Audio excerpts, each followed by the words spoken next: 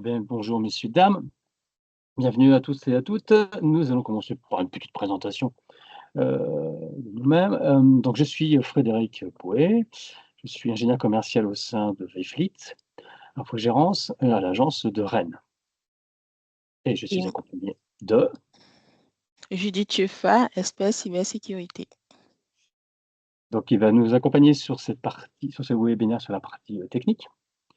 Alors petit rappel, micro, caméra sont coupés pour vous, vous pouvez interagir sur le canal de la conversation. Des questions-réponses auxquelles nous répondrons bien volontiers. Une petite présentation du groupe, donc c'est 6 sociétés dans l'ouest de la France, avec 25 ans d'expérience sur les métiers de l'IT, se sont associés pour créer, vous faciliter l'IT, un groupe qui depuis un an s'est décliné en 4 sociétés: Vfleet Infogérance, Télécom, et Vfleet Gestion et Vfleet Sûreté. Et donc les entités OMR, Sirène, CTV, Médis ont basculé et maintenant s'appellent Vfleet, avec la branche qui lui correspond. Vfleet est un acteur local, basé sur tout le Grand Ouest et la région Centre, avec au total 13 agences. Ce sont 230 collaborateurs, dont les 2 tiers sont en proximité de nos clients, et le tiers restant sur les sièges nantais, comme Judith, où l'on retrouve les équipes support, cybersécurité, cloud et les services managés. Notre cœur d'activité, donc nous avons réuni, sont la cybersécurité qui chapeaute l'ensemble des problématiques système et réseau, télécom. La partie infogérance, c'est plus sur les métiers système informatique et réseau. Nous développons aussi des compétences en termes de télécommunication et téléphonie et de raccordement réseau, ainsi que des applications de gestion autour de la plateforme Sage 200 principalement. Et la sûreté, c'est la protection des biens et des personnes.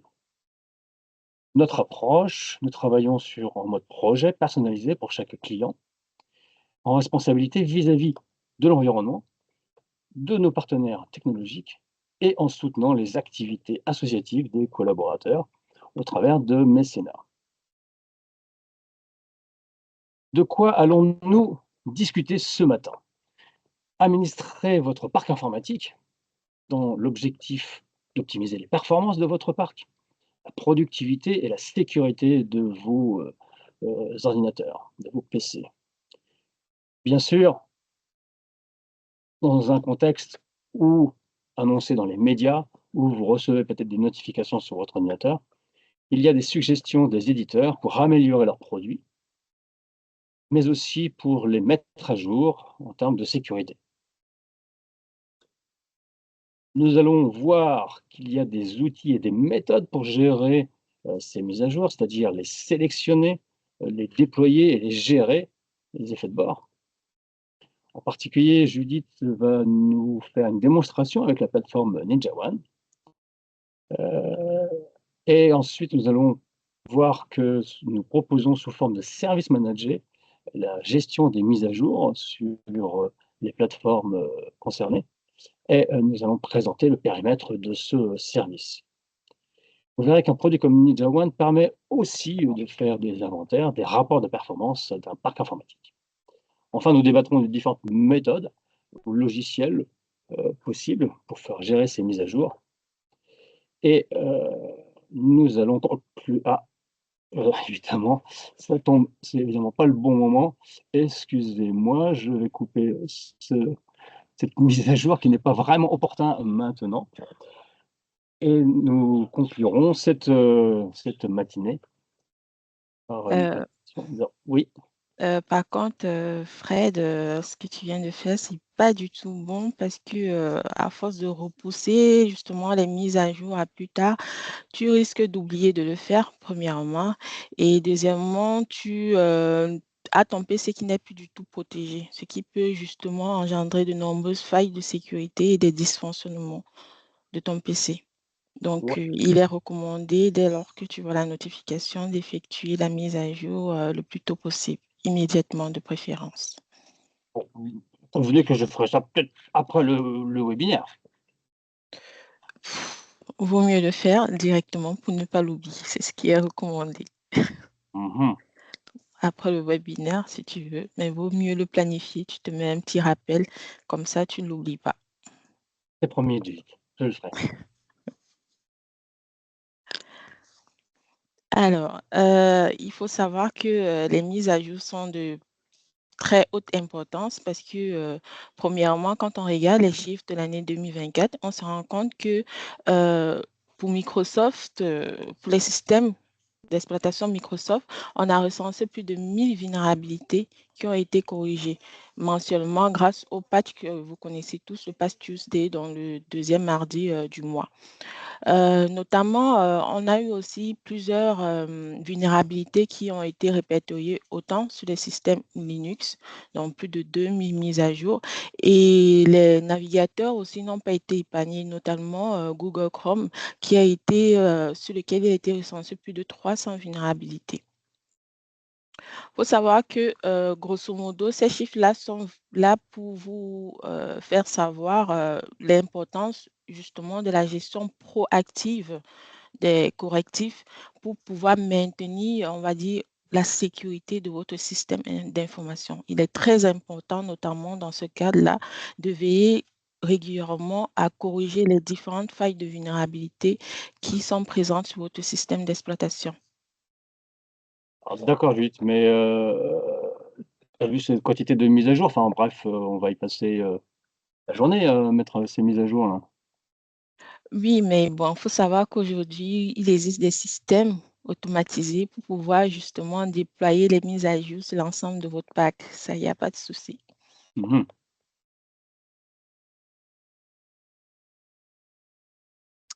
Ok, donc je comprends l'intérêt, l'obligation, voire de faire ces mises à jour.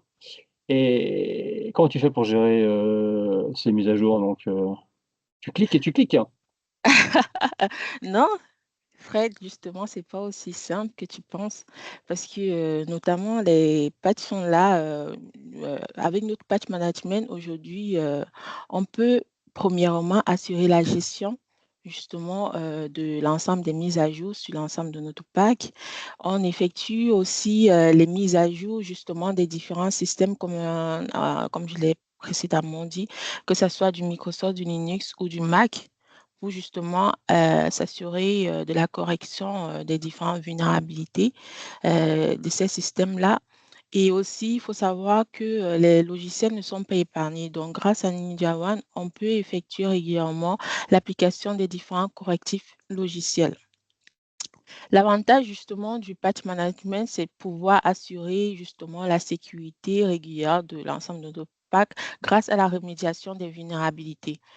Le patch management permet aussi de pouvoir optimiser vos différentes ressources parce que grâce à la correction des différents dysfonctionnements, on assure justement une fluidité du code et un temps de réponse réduit. Cela permet aussi d'assurer vraiment une stabilité des différents systèmes, donc résolution des différents problèmes de fonctionnement et pouvoir aussi s'assurer de la compatibilité des différentes fonctionnalités entre les différents logiciels qu'on peut utiliser au jour le jour sur notre PC. Le patch management, entre autres, permet justement de pouvoir respecter les exigences réglementaires et s'assurer qu'on est dans les normes de sécurité en vigueur. Et enfin, ça permet de réduire justement les risques d'interruption de service. Mhm. Et ça permet de gérer, par exemple, chez Vfit, on est quoi? On est 230, donc ça fait 230 PC à mettre à jour. Donc, Exactement. donc ça, c'est ça que tu optimises, que tu rationalises. Au quotidien. Non, on va dire oui, au quotidien, exactement. Donc, grâce au patch management, je peux justement régulièrement faire appliquer des mises à jour en masse sur l'ensemble de notre parc sans pour autant que ce soit fastidieux d'aller poste par poste. Ça serait, on va dire, difficile au jour Ah, le jour de fastidieux, ouais. pouvoir le Mmh. faire Ouais, fastidieux au jour le jour. je comprends. Donc tu nous as parlé déjà plusieurs fois, tu as cité, NinjaOne. Qu'est-ce que ça? Yes. Ninja One, notamment, c'est une console SaaS, donc c'est une console dans le cloud qui couvre à la fois le périmètre des postes et des serveurs, tous les systèmes d'exploitation dans du Windows, du Linux, du Mac OS notamment. Et enfin, il permet tout ce qui est gestion de correctifs, toujours dans les mêmes systèmes d'exploitation, que ce soit du Windows, du Linux, du Mac OS, mais aussi tout ce qui est mise à jour des logiciels de base, donc ce qu'on appelle généralement Office, navigateur et autres. Et enfin, il permet de couvrir aussi la mise à jour des logiciels métiers que l'on peut utiliser au quotidien et que jusqu'ici, on ne propose pas encore au sein de VFIT, mais qui sera bientôt opérationnel parce que c'est aujourd'hui en plein, on va dire, période de développement. Mhm. L'avantage de Ninja One, c'est vraiment cette partie de déploiement automatisé des correctifs, comme je l'ai dit tantôt, qui me permet justement de déployer les correctifs système et logiciels, notamment pour tout ce qui est, on va dire par exemple, de logiciels avec des failles critiques ou bien des failles 0D, généralement, donc c'est des failles qui viennent tout juste de sortir et qui sont potentiellement, on va dire, exploitées par les attaquants. Donc aujourd'hui, avec Ninja One, on a cette possibilité de corriger ces failles-là en un seul déploiement automatisé sur l'ensemble du parc. Je Et si comprends. jamais il y a des correctifs qui proposent, on a eu des cas pour des patch day, des correctifs qui créent des problèmes de dysfonctionnement, on a des possibilités de faire un rollback, c'est-à-dire d'annuler le déploiement du correctif sur l'ensemble des postes sur lesquels le correctif avait été appliqué. Donc, on peut faire un retour arrière. Ça, il n'y a pas de Mhm. souci. Donc fort pratique. Très pratique. Alors, bah, tu vas nous montrer comment ça marche, cette affaire. Exactement. Donc, je vais me connecter sur notre console Ninja One pour vous présenter un peu comment ça se passe. Donc, je vous partage mon écran. Hop.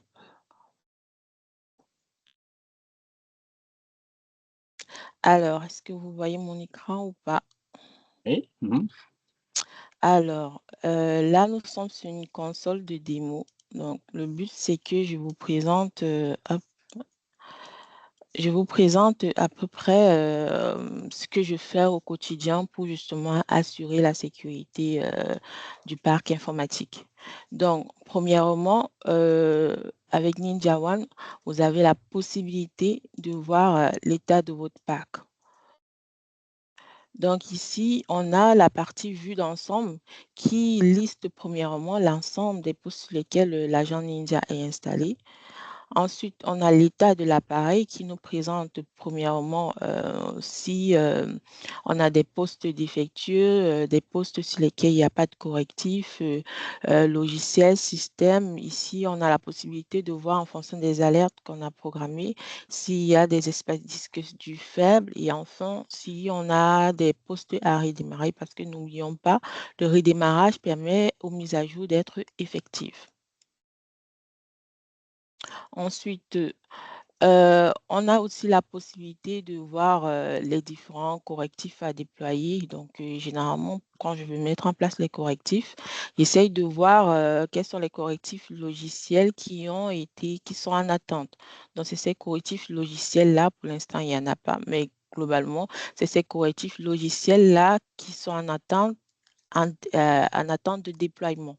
Donc, une fois qu'elles sont en attente de déploiement, je dois vérifier que c'est des correctifs que je peux appliquer sans qu'il y ait de soucis. Sinon, je passe sur des postes tests pour pouvoir tester d'abord ces correctifs-là avant de les déployer. Et une fois qu'ils sont déployés, ils passent à installer. Parce que en attente, après, une fois que je les approuve, ils passent à approuver. Si je les rejette, ils passent à rejeter. Et une fois que c'est bon, c'est installé. S'ils n'ont pas pu s'installer pour Y raison, ils passent à échouer. Et je vais essayer d'investiguer pour savoir pourquoi est-ce que, ils ne se sont pas installés. C'est le même schéma pour tout ce qui est correctif de système d'exploitation. Donc, je vérifie quels sont les correctifs qui sont aujourd'hui en attente de validation. Je teste premièrement avant de les déployer sur l'ensemble du task parce qu'on sait justement les correctifs des systèmes d'exploitation peuvent créer des dysfonctionnements au niveau des différents postes ou serveurs. Donc, toujours tester d'abord avant de déployer sur l'ensemble du pack. Et ensuite, une fois que c'est validé, ils partent en approuvé. Sinon, s'il ne faudrait pas les valider, je les passe en rejeté. Ici, il y a la possibilité de voir tous les correctifs logiciels qui ont été rejetés là, sur cette partie-là. Et enfin, si jamais ils sont installés, on les verra dans installer. Et s'il y en a qui ont échoué, là, vous voyez la liste des correctifs logiciels que j'ai pu installer. Et il y a la possibilité, comme je l'ai dit, de désinstaller ou pas. Et en échouer s'il y a des correctifs logiciels qui ont échoué. Donc, vous avez la possibilité de voir aussi l'ensemble des logiciels installés sur votre parc, sur l'onglet logiciel. Et ensuite, on a la partie activité pour voir globalement quelle est l'activité sur votre console Sentinel, votre console Ninja One, pardon. Ce que Donc je dis-moi fais, Judith, tu oui, dois passer en revue, tous les éditeurs, présents sur, nos machines ou comment ça se passe, non, grosso modo, ce que moi je fais, je mets en place des stratégies. Donc, je vais dans l'onglet stratégie pour, euh, pour, euh, pour chaque client. Je mets en place des stratégies propres à chaque système d'exploitation. Donc, une stratégie Windows Server ne s'appliquera que sur les OS serveurs et tout ce qui est PC sur Windows, pardon, s'appliquera que à des PC Windows. Stratégie Linux, c'est que à des PC Linux ou serveurs Linux. Donc, pour chaque OS, il y a une stratégie précise qui est appliquée. Donc, par exemple, si on va sur la stratégie Windows PC, on verra que j'ai mis en place, premièrement, il y a des conditions, comme j'ai dit, sur le tableau de bord, vous avez vu, il y avait un petit triangle là avec un point d'exclamation. C'est parce qu'il a mis en place des conditions. Il y a plusieurs conditions qu'on peut avoir, c'est-à-dire si vous voulez avoir des alertes, si jamais il y a du processeur qui a une grosse consommation de processeur, vous pouvez cocher cette partie-là. Ou bien, par exemple, si vous avez un espace disque faible, il faut savoir que si votre espace disque pardon, est faible, les correctifs ne s'appliqueront pas. Donc, notamment, ça, c'est une condition que je mets toujours en place parce que cela me permettra de voir très rapidement si un PC n'a pas été mis à jour parce qu'il y a un espace disque faible. Ensuite, on peut mettre plusieurs conditions au niveau des conditions composées, mais ce qui m'intéresse ici, c'est beaucoup plus la partie des correctifs Windows. Donc, ce que je fais globalement, c'est que, premièrement, au niveau des options de démarrage, je mets en place on va dire, une condition qui est de redémarrer le PC, donc le jour de la mise à jour, parce que, comme je l'ai dit, les mises à jour, pour qu'elles soient appliquées, pour qu'elles soient effectives, il faudrait redémarrer le poste ou le serveur.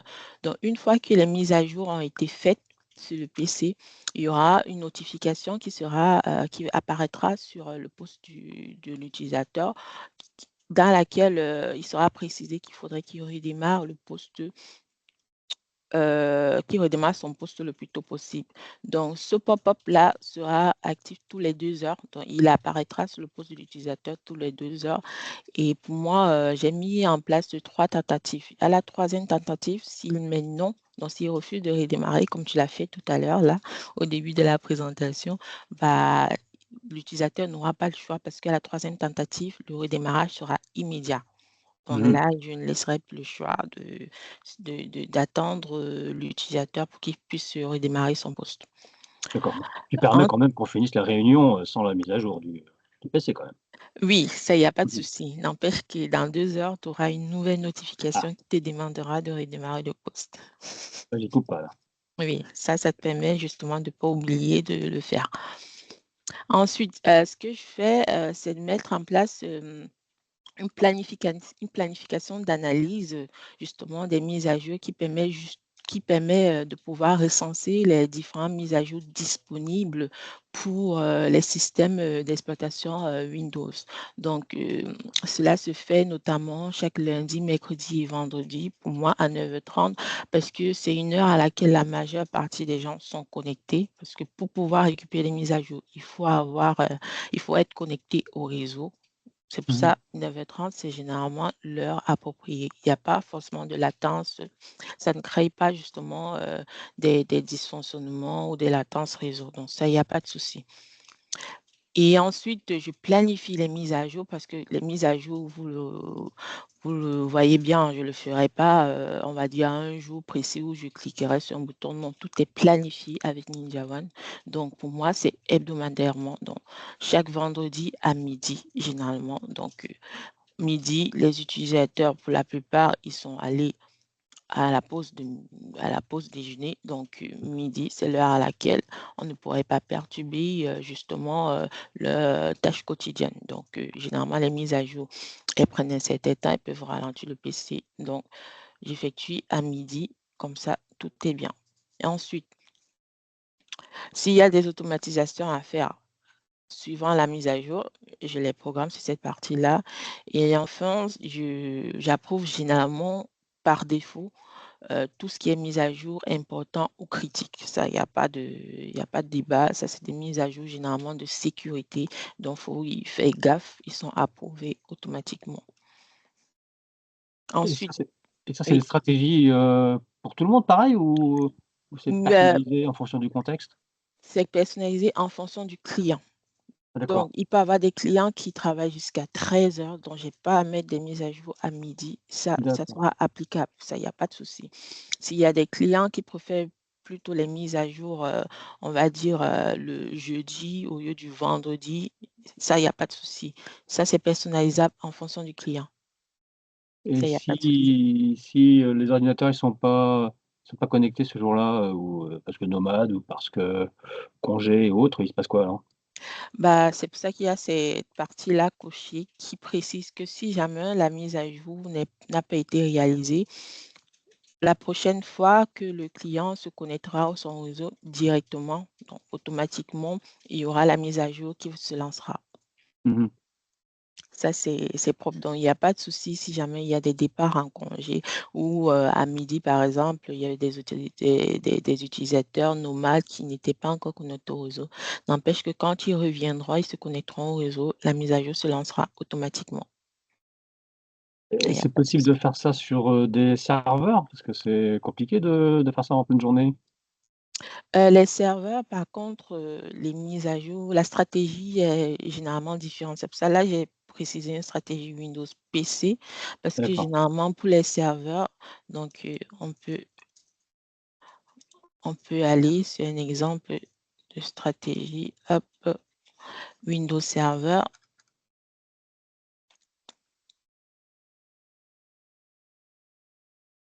Là, concrètement, on peut faire des mises à jour le vendredi, mais ce qui est recommandé, c'est le dimanche.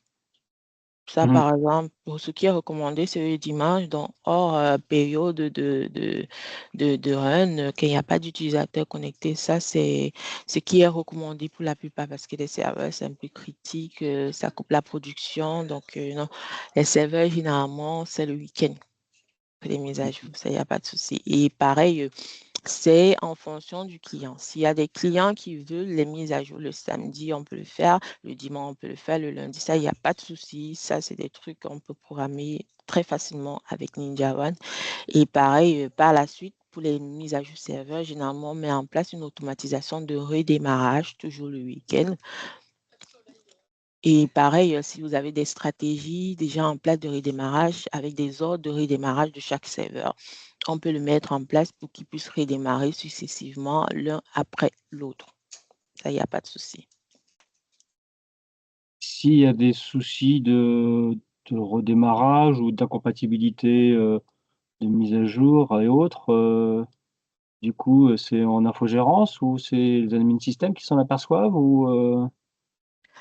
Faut savoir que s'il n'y a pas de mise à jour appliquée chez moi, ça apparaîtra comme je l'ai présenté tantôt au niveau des mises à jour système d'exploitation échoué. Donc, si une mise à jour a échoué, je verrai qu'elle a échoué et j'essaierai d'analyser le pourquoi Mhm. Et et les essayer effets de de bord, les effets de bord, exactement. S'il y a des effets de bord, bah justement, je verrai au niveau du CPU, la RAM, mais de toute manière, le client, une fois qu'il me fait son retour d'effet de bord, je vais faire un rollback de la mise à jour et mhm, essayer de mettre en place des correctifs. Si jamais il n'y a pas possibilité de faire des rollbacks, je mets en place les correctifs pour pouvoir justement s'assurer que tout fonctionne, tout redevienne dans la norme. Mais comme je l'ai dit précédemment, les correctifs ne sont pas appliqués dès leur sortie. Toujours tester les correctifs système, toujours, pour être sûr que bah, ils s'appliquent correctement. Par contre, les correctifs logiciels, évidemment, bon, on ne les fait pas aujourd'hui parce que justement, ils sont critiques. Il peut y avoir des problèmes d'incompatibilité justement avec mhm. d'autres logiciels. C'est pour ça qu'aujourd'hui, ce n'est pas encore effectif au sein de VFit, on le teste encore, mais ils ne sont pas encore effectifs pour être sûr que justement, lors du déploiement et des mises à jour de logiciels, on n'ait pas ces problèmes d'incompatibilité. Alors du coup, tu as des plateformes de test ou des Oui, copies de VM, pour tester avant production? oui, j'ai des copies de VM qui me permettent de tester justement ces différentes mises à jour-là avant de les passer en production. Ça me permet justement de relever, premièrement, les problèmes d'incompatibilité, justement, peut-être avec tel ou tel périphérique, avec tel logiciel, pour pouvoir justement corriger cela en amont et bloquer le déploiement justement du correctif sur l'ensemble du parc. Et tu as aussi peut-être les commentaires, je sais pas, de NinjaOne ou de la communauté, qui dit que, bah, telle mise à jour est connue pour provoquer, tel et tel problème, non? Ou Exactement. Généralement, sur le site de Windows, on a justement ces recensement-là de problématiques qui peuvent apparaître suite à la mise à jour de Windows. C'est pour ça qu'il existe aujourd'hui plusieurs forums aussi, autres que ceux de Microsoft, qui justement permettent d'alerter les différents utilisateurs sur les problématiques qui peuvent apparaître lors des déploiements comme ça, des différentes mises à jour. Donc, toujours regarder à la fois des forums, c'est ce que moi je fais. Je vérifie toujours dans les forums, je vérifie sur Microsoft s'il n'y a pas de mise à, pardon, s'il n'y a pas de problématiques déjà qui ont été recensées. Et moi aussi, je fais mon test en amont parce que problématiques des uns ne peuvent pas être la problématique des autres, bien sûr. mmh. Donc, moi, je fais aussi mes propres tests pour voir de mon côté qu'est-ce qui en ressort et corriger justement en amont avant de déployer concrètement tous ces correctifs-là sur l'ensemble du plat. Par contre, pour des correctifs logiciels, on a eu déjà des cas, par exemple, on a Chrome qui peut avoir, qui a eu une vulnérabilité 0D qu'il fallait généralement qu'on patche très rapidement. Et là, avec notre contrat VFit, ce qu'on vous propose, c'est généralement de patcher dans les 48 heures tout ce qui est vulnérabilité critique. Ça, c'est Mmh. très important. Critique, c'est-à-dire les vulnérabilités qui sont activement exploitées justement par les attaquants aujourd'hui. Donc, ces vulnérabilités-là, en 48 heures, on les patch Ah oui, généralement le plus rapidement possible. Oui. c'est les annonces, cybermalveillance.gouv Voilà, sur ou l'ANSSI cybermalveillance, ou des trucs comme sur le ça sur, les médias, ouais. CERT-FR, exactement, ça c'est présent. Donc, généralement, ces vulnérabilités-là, nous, en interne, on a des alertes, ce qui nous permet d'être plus rapidement réactifs par rapport justement à ces exploitations-là au niveau des attaquants et d'être pour la plupart de sécuriser, c'est notre rôle, sécuriser l'ensemble de votre parc. Mmh. Donc, comme je disais, au niveau des logiciels, nous, on a cette possibilité-là de le faire, mais bon, c'est pas encore effectif. Mais pour vous montrer un peu ce que ça sera, c'est pareil, les options de redémarrage, mettre en place un redémarrage, on va dire, des notifications pour prévenir l'utilisateur, pareil, le but ici de faire 3 notifications, à la 3e de redémarrer le poste. Et pareil, les mises à jour, elles peuvent être planifiées à un jour précis en fonction du client. Ça peut être 12h30, midi, en fonction vraiment de la volonté de chacun. Ouais, ça peut être des logiciels comme, Sage, par exemple, ou, Exactement, ça peut être du d'accord. Sage, comme ça peut être, je sais pas, ça peut être, n'importe quel logiciel que vous utilisez en interne. Généralement, on a, plusieurs versions de logiciels parce qu'on utilise, hop, ici, on a la possibilité, hop, vous voyez, d'avoir du Visual Studio, du SQL Server, parce que nous, on utilise, comme source NinjaOne ou Winget qui contient pour la plupart du temps l'ensemble des logiciels que l'on trouve sur le marché. Donc, quel que soit votre logiciel, c'est sûr, vous pourrez avoir les correctifs disponibles. Vous voyez, il y a même du YubiKey, pour ceux qui connaissent. Donc, ça, il n'y a pas de souci. Généralement, la plupart des logiciels que vous avez en interne possèdent des correctifs disponibles au travers de Winget. Mmh. Alors, je voulais aussi présenter là des tâches de redémarrage qu'on met en place euh, en fonction, vous, de vos stratégies en interne, hein, bien sûr. Donc, vous avez la possibilité de mettre en place des redémarrages pour vos serveurs. On peut dire le lundi, le mercredi, mais pour la plupart, bon, le dimanche, que je ne dise pas de bêtises, le dimanche, dès qu'on choisit un jour, on a juste à mettre l'heure, l'activer, et une fois qu'on l'a activé, bah, la tâche s'effectuera chaque dimanche à l'heure planifiée, à l'heure prévue. Ça, il n'y a pas de souci.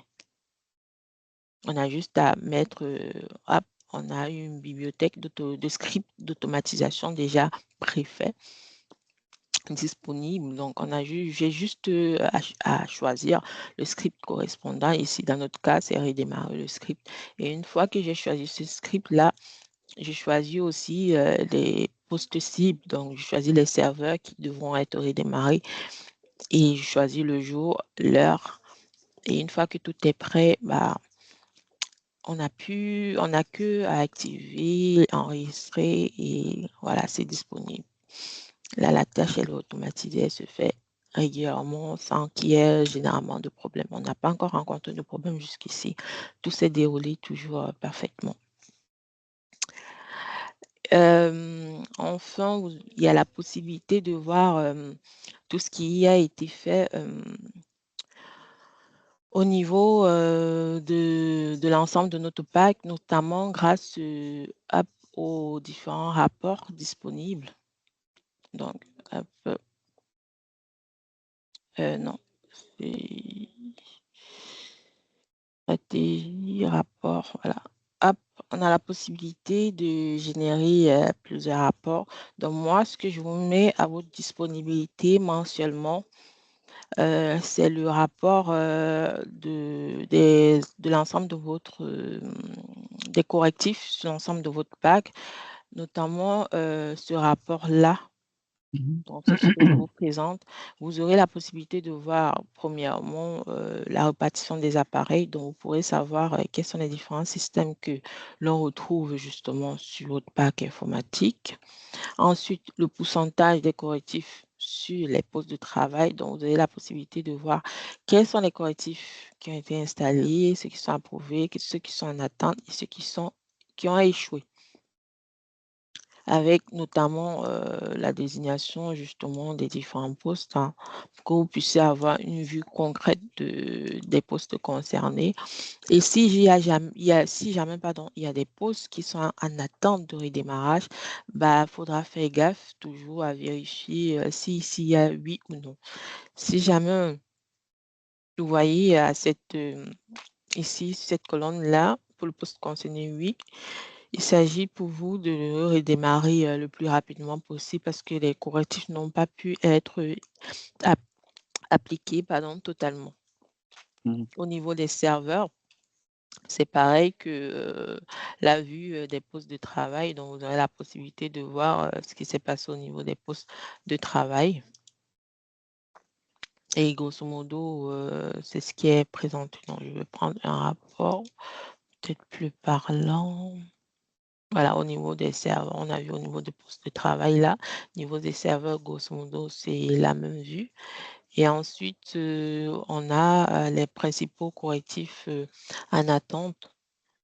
Donc, si jamais il y a des correctifs en attente, donc que j'ai mis bien sûr en attente de déploiement parce qu'ils sont en test, ils ne sont pas déployés immédiatement. Vous les verrez ici. Et ensuite, vous avez cette partie de statut de correctif qui représente en fait les correctifs système et tiers qui ont été déployés par poste. Donc, par exemple, là, on a eu 89 correctifs sur ce poste-là. Et en fait, sur les 89, il y a 87 qui représentent les correctifs système d'exploitation, donc Windows dans notre cas, et 2 correctifs qui sont des correctifs logiciels. Voilà. Ouais, ça Grosso donne modo, une oui, image de l'activité sur le parc, quoi. exactement. Ça donne une image, grosso modo, de toutes les activités qu'il y a sur le parc. Si je reviens là, si on prend par exemple autre chose vite fait que je vais vous montrer, il y a la possibilité aussi de voir toutes les informations générales de l'appareil, donc les clés de produit, la version système d'exploitation, le Mhm. modèle, si vous avez votre adresse IP, vous pouvez voir s'il s'agit d'une VM, et vous avez aussi la possibilité de rajouter les dates de garantie de ce poste-là, ce qui n'est D'accord, ouais. pas Ça, négligeable. c'est l'aspect administration technique et gestion financière, on va dire, du parc, quoi. Exactement. Gestion administrative, voilà, je vais y arriver, trouver le bon terme. Exactement. Mhm. Je pense qu'on va faire un petit point tout à l'heure sur ce sujet, d'accord. Ok, Je sympa. comprends. Voilà. OK, bah, merci beaucoup Judith. Je reprends le cours. Donc, bah, merci pour cette présentation et je m'interroge, comment ça se fait que c'est, toi Judith au service, cybersécurité qui gérait, cet aspect? C'est pas les admin système, qui s'occupent des mises à jour, Non. Pourquoi? Parce qu'aujourd'hui, en tant qu'expert cyber, il faut savoir que, on a cette capacité-là d'effectuer plusieurs, tâches, à savoir premièrement, l'évaluation des risques. Donc comme je l'ai dit, les mises à jour, elles ne sont pas déployées immédiatement. Il faudrait justement évaluer quels sont les risques.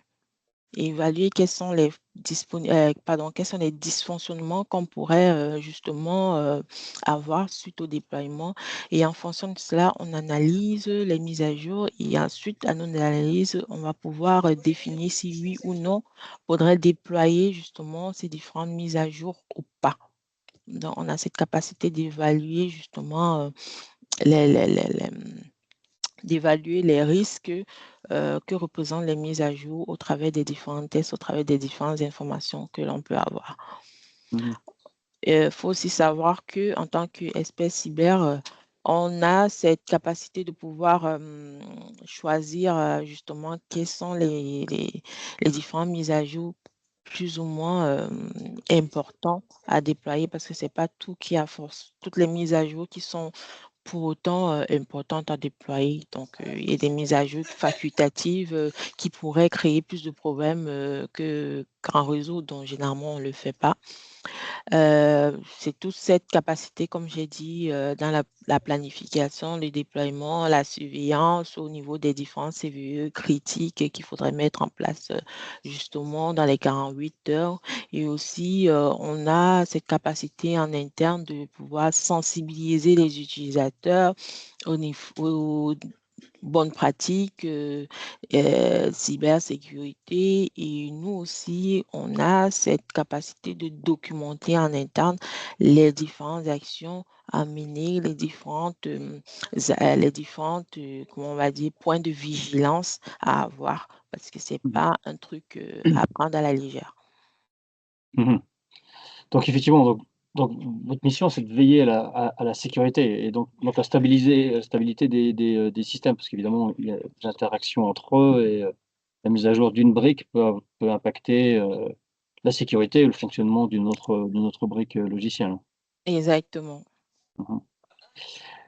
Et donc du coup, bah, ça me donne, le la transition parfaite pour, vous présenter le service parce que donc on a vu que le service de patch, donc on a vu que c'est le service managé par le SOC Vfleet, donc le Centre opérationnel de sécurité, Vfleet, de gestion des correctifs. Donc il faut les 2 jambes, il faut effectivement un logiciel, pour gérer ces mises à jour, mais il faut aussi une équipe d'experts, sécurité en particulier, pour mener à bien les missions. Donc que sont les missions de ce service? Donc c'est de faire des mises à jour régulières sur les machines enrôlées dans le service.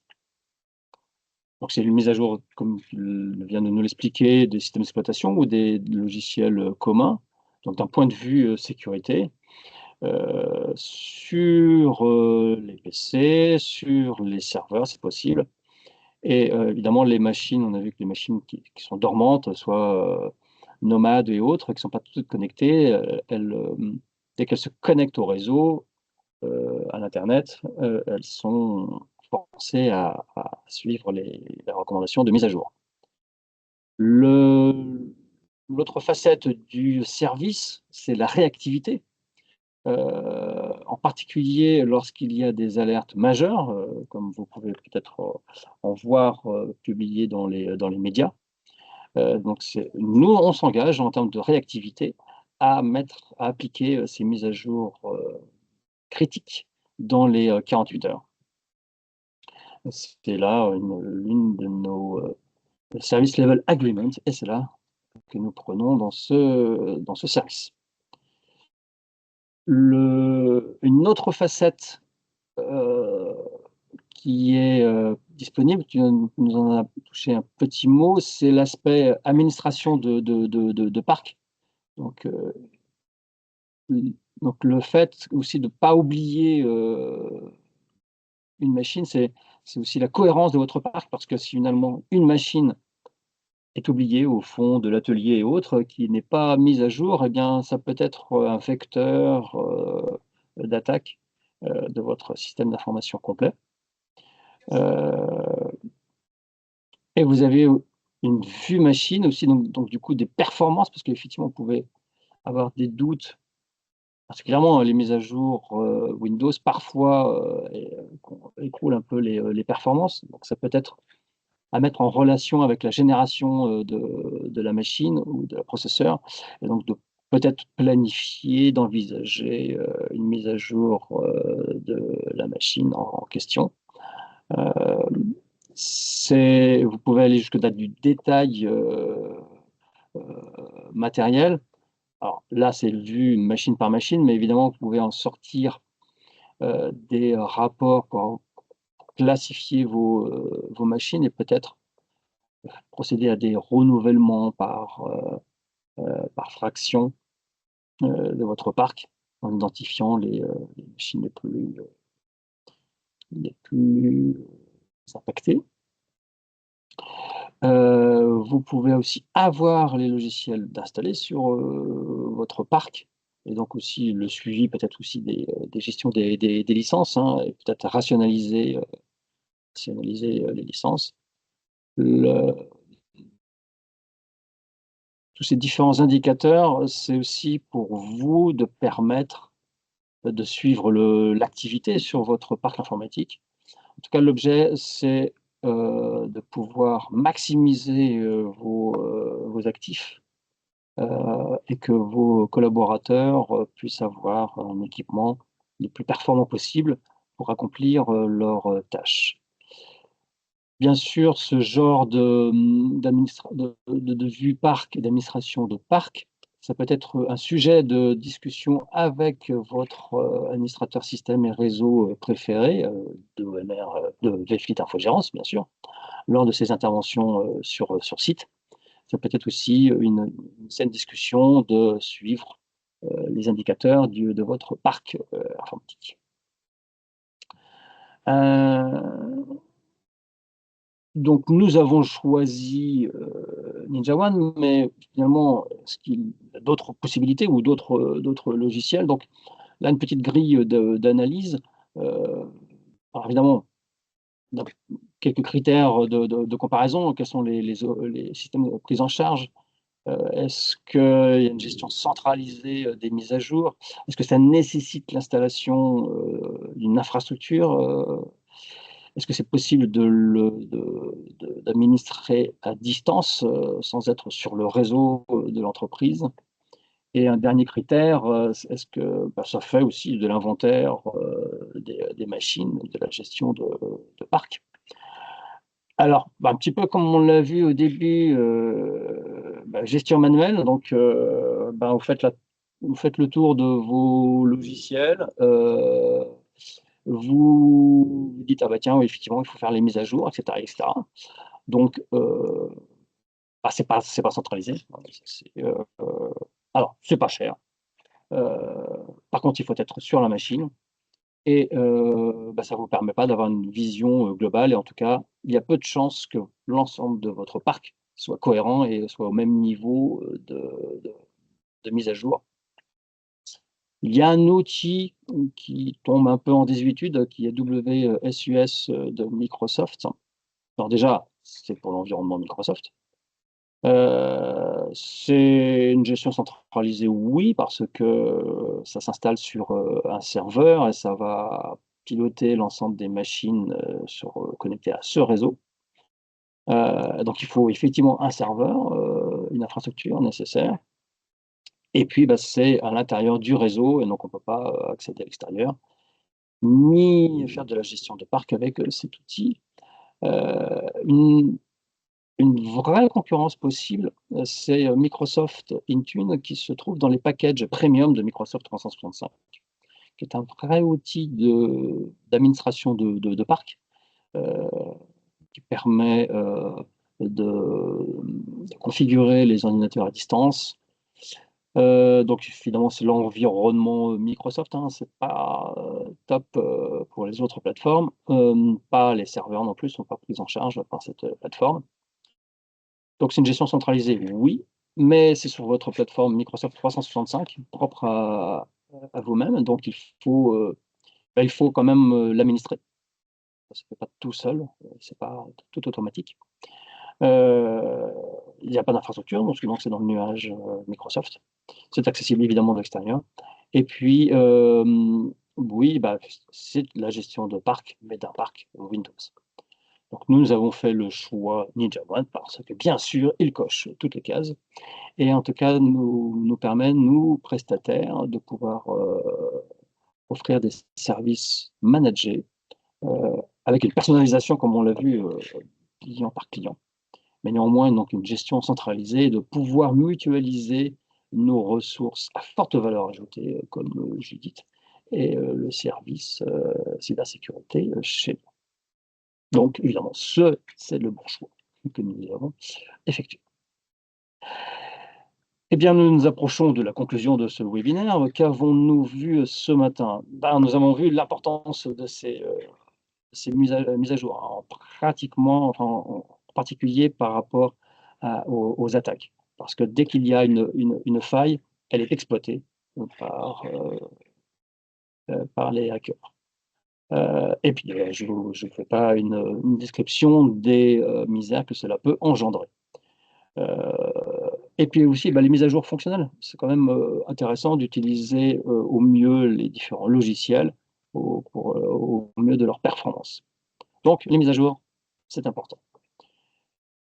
Alors, nous avons vu que quand il y a tout un parc chez Vfleet, c'est 250 machines au bas mot.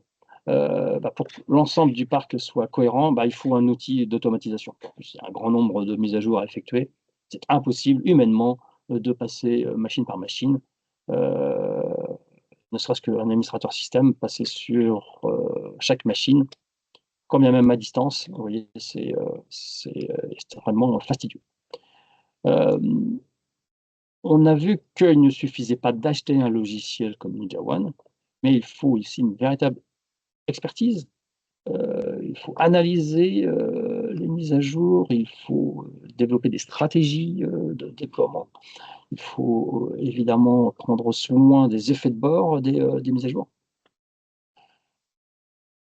Donc nous avons vu aussi que il peut y avoir des petits add-ons qui permettent de piloter la performance de votre d'un parc informatique, d'un point de vue matériel ou d'un point de vue logiciel. C'est les petits plus du service. Et donc, pourquoi un service manager? Bien sûr, ça permet de bénéficier de la mutualisation des ressources et des compétences. Ça permet donc au global, c'est un service qui permet de renforcer votre sécurité, d'améliorer les performances de votre parc informatique.